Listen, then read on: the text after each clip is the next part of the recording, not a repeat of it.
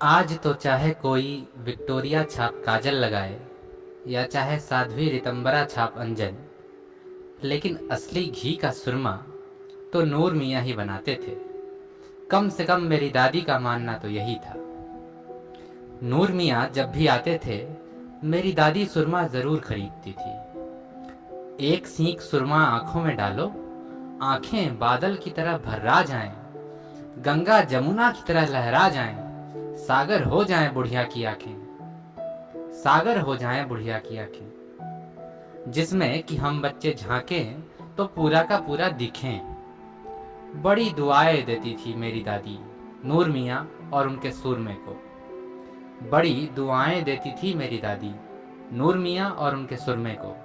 कहती थी, नूर मियाँ के सुरमे की वजह से तो ही नूर मियाँ के सुरमे की वजह से ही तो बुढ़ापे में बिटिहनी बनी घूम रही हूँ। सुई में डोरा डाल लेती हूँ। मेरा जी कहे कि मैं कहूँ, ओ री बुढ़िया तू तो है सुकन्या, और तेरा नूर मियाँ है च्यवन ऋषि। तू तो है सुकन्या और तेरा नूर मियाँ है च्यवन ऋषि। नूर मियाँ का सुरमा तेरी आंखों का च्यवन प्राश है। तेरी आंखें आंखें नहीं दीदा हैं। नूर मियाँ का सुरमा सुरमा नहीं, सिन्नी है मलीदा है।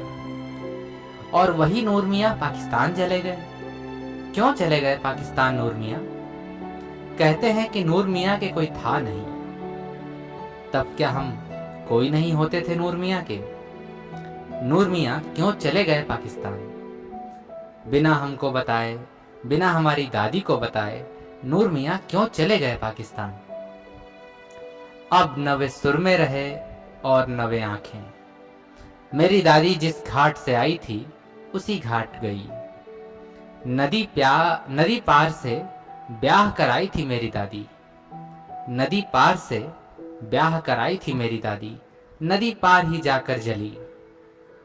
मैं उसकी राखी नदी में फेंक रहा था तो मुझे लगा ये नदी नदी नहीं, मेरी दादी की आंखें हैं।